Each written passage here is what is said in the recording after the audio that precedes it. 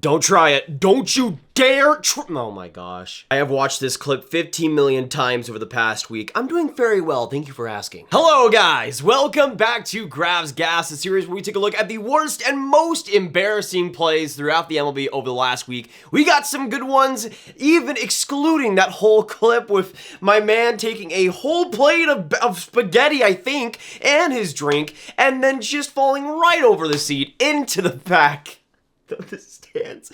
I'm not kidding when I say I've watched this 15 million times. I'm probably the only reason why this video is so popular is just because of me. But when it comes to the last week of MLB baseball, what were the worst and most embarrassing plays? Well, make sure you watch till the end for every single gaff, and hit that subscribe button to the Sportsnet YouTube channel for the best sports coverage around. And without further ado, let's get into the gaffes of this week. Now, as for the first Grav gap for today's video, we're going to showcase a play surrounding Shohei Ohtani. Not anything that Shohei Ohtani did poorly, but just the Angels in general. Shohei Ohtani had 3 hits, a triple, and would get a huge home run in this at-bat. The problem was, they were down 11-5, with Ohtani doing everything in his power to keep this game close. Possibly in here. He's going to left center. A long way to the wall.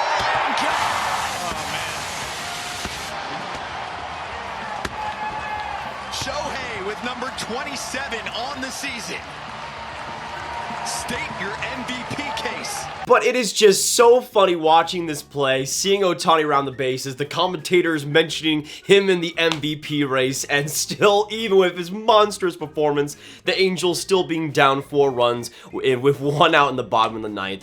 Godspeed to Ohtani, because my man is putting everything out there for such little returns. And every single time, it reminds me of this viral tweet from Matt saying, every time I see an Angels highlight, it's like Mike Trout hits 3 home runs and raised his average to 528, while Shohei Ohtani did something that hasn't been done since Tungsten Arm O'Doyle of the 1921 Akron Groomsmen as the Tigers defeated the Angels 8-3. And it was even worse, they allowed 11 runs to the Mariners. And no matter how you look at it, that is a gap for the Angels organization. They should be embarrassed. Now this next Grav gap is so funny to me because of the commentator's reaction. It was in the Twins and Royals series, not exactly a series you would love if you're the Royals, and the Twins were absolutely beating them up and down, and the problem is the Royals just put so much more salt in the wound because of this defensive play. But again, take a look and listen to the Royals commentators because you could just realize just how done they are.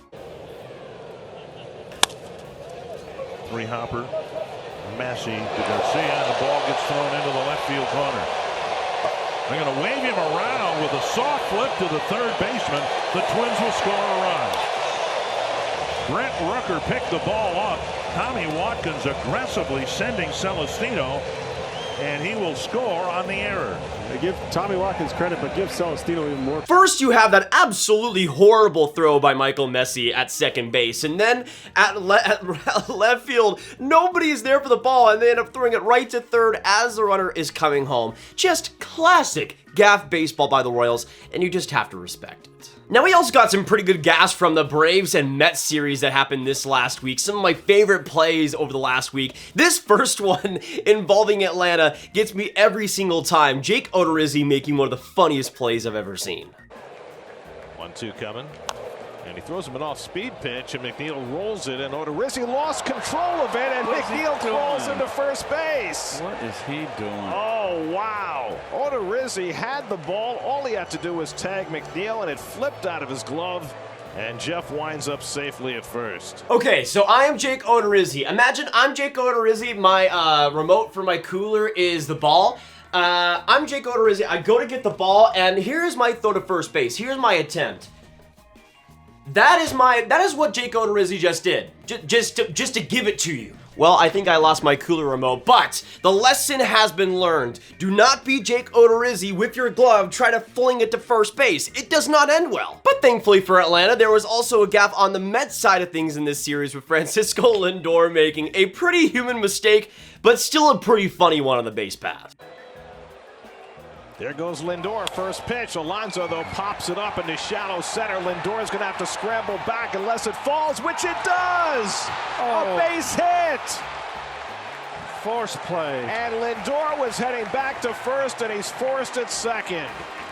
Lindor arrived at second base and then didn't realize that that ball had a chance to fall, and so... Now, this is some of the plays that I feel like are just perfect baseball, because if you're Francisco Lindor, you're already stealing to second. I don't really blame him too much for making this play. Sure, could he have had some more heads up there? Sure, I could see that for sure, but at the same time, he was stealing second, and there was a good chance that that was going to be a pop-up out, so I don't blame him for immediately rushing back to first.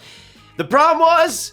the Braves dropped it, and Lindor was just kind of in no man's land. Graph worthy for sure. Now, if you want more examples of the Angels just failing all the stars that they have, this play by Andrew Velazquez is just so perfection. Didn't even know how many outs there were, and this play was just inexcusable.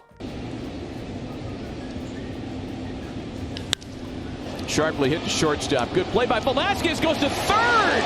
There were 2 out in the inning. And Rengifo wasn't thinking he was coming his way. He wasn't on the bag. Oh, man, a rare defensive lapse from one of the best defensive shortstops in the American League. Well, he had Barnhart out by a mile, especially with his arm. Velazquez clearly had the wrong out count in his head, because this turns into a routine throw to first. He was thinking there were less than 2 outs. And you see right there Rengifo saying 2 outs. The funniest part about this play, in my opinion, is even though Andrew Velazquez knew he was going to go to third on that play because he thought there was 1 out, I guess, in the situation, the funniest part is that he looked directly at third, still saw that everybody was out of position, and still decided to rifle it right to the third baseman. And the fact that, again, it was 2 outs, and the Angels were already down 3-0. Just amazing baseball by Velazquez, and an amazing Grav gaff. Now we got some more great Mets content here, this time in the Subway Series versus the Yankees, and just a classic miscommunication play in right field, and it allowed the Mets to make this game pretty close, as you'll see in the next play right afterwards. He skies this one to shallow right center. Out goes Cabrera, in comes Gonzalez, and they come together and it drops. And he does stay level, belt high and up. Gets this one in the air to right center. Back goes Gonzalez to the warning track at the wall. It's out of here. Daniel Vogelbach strikes a 2-run homer to get the Mets on the board.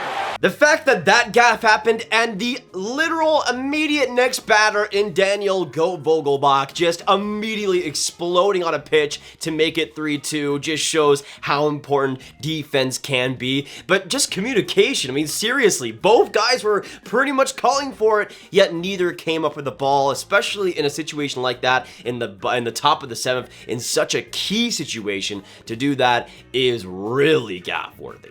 Now, if you want to see gaff worthy, let's go on to the king of the gaffes this week in baseball, in Josh Hader, who of course was traded to the Padres just a couple of weeks ago, is supposed to be the shutdown closer, one of the best in baseball, but over this last week had more than 1 really bad plays, this time setting up the walk for the go-ahead run, and the Padres crowd was unhappy.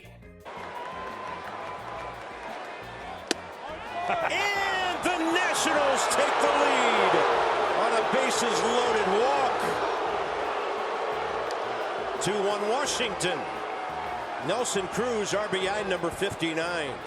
But the fact that this happens versus the Nationals, and I'm betting for Padres fans, the last team you want to lose to is the Nationals, for this to be the case, to have bases loaded and a huge walk right there, to, again, with one of the apparent best closers in baseball, the Nationals would end up winning this game 3-1, and it would really sting for San Diego. Now, it wouldn't be that crazy if it was just 1 play, but in the very next game, with another good opportunity, Hader just completely blows it on a, maybe not routine throw to first, but still a one you'd like to have. And a tapper. Gonna take a good play to get him, and he throws it over Josh Bell. Robles comes around. The ball gets by Soto. Victor will score.